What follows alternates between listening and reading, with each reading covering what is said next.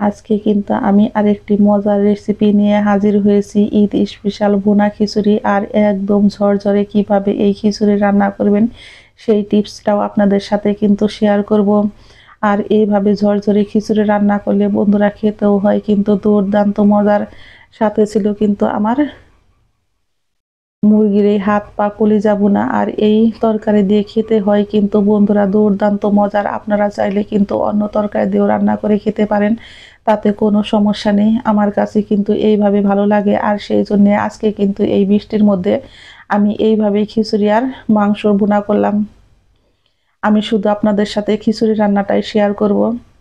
আর এই খিচুড়িটা বন্ধুরা খেতে এতটাই পরিমাণে মজার হয়েছে, আমি কিন্তু কালকে খিচুড়িটা রান্না করেছি আর একটু বেশি করে। আর এই খিচুড়িটা রান্না করলে কিন্তু একটু বেশি করে রান্না করতে হয়। এখানে নিয়েছি আমি 1.5 পট পরিমাণে পোলাওর চাল। দেখতেই পারছেন এটা কিন্তু দুধের পট, আর এই পটটা মেপেই কিন্তু আমি চাল সব সময় নেই।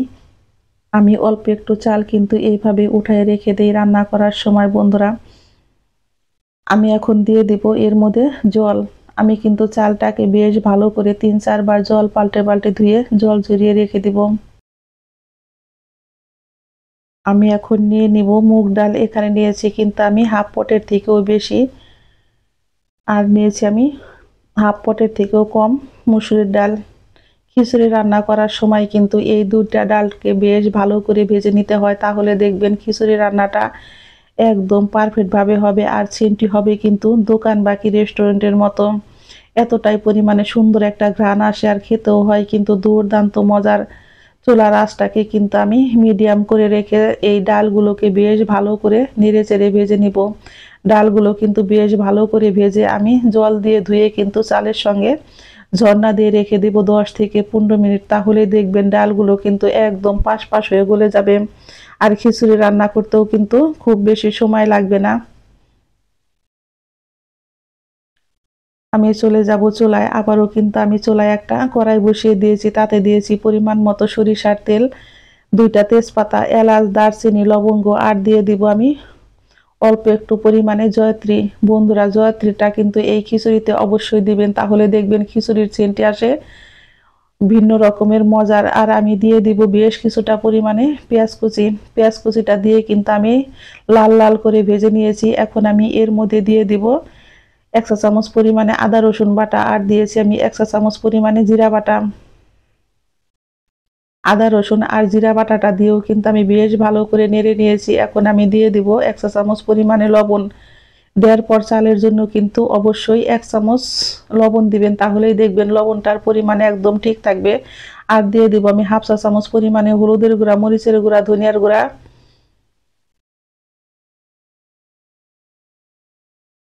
আমি মশলাটা দিয়েও কিন্তু চুলার আঁচটাকে কমিয়ে এইভাবে 2 থেকে 3 মিনিট একটু ভেজে নিয়েছি।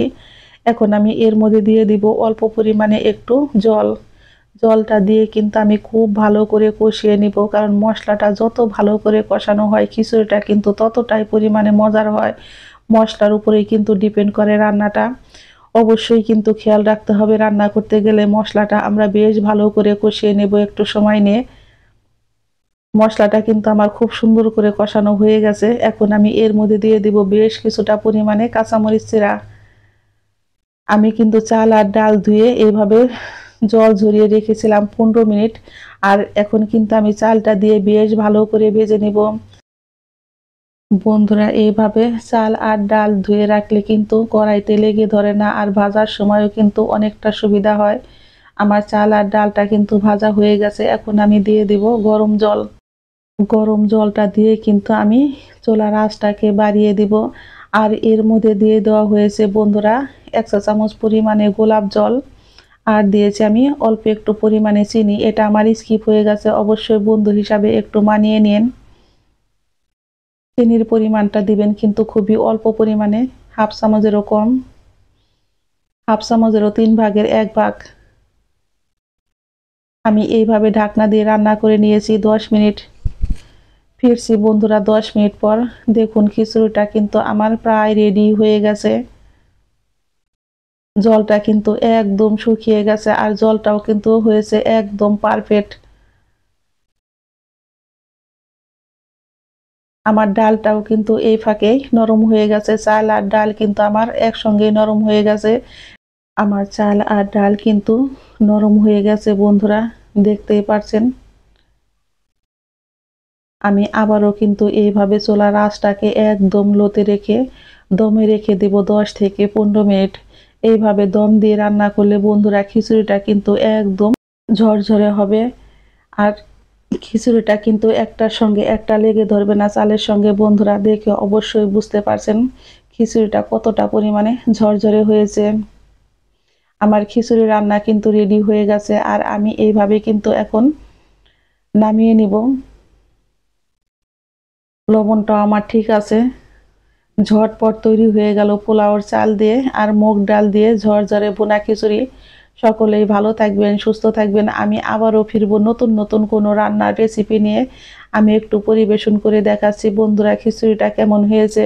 যদি খিচুড়িটা ভালো লেগে থাকে অবশ্যই একটা লাইক, কমেন্ট, শেয়ার এবং যারা আমার নতুন বন্ধু আছেন তারা অবশ্যই এই চ্যানেলটিকে একটা সাবস্ক্রাইব করতে ভুলবেন না। নতুন এবং পুরাতন সকল বন্ধুদের জানাই অসংখ্য ধন্যবাদ।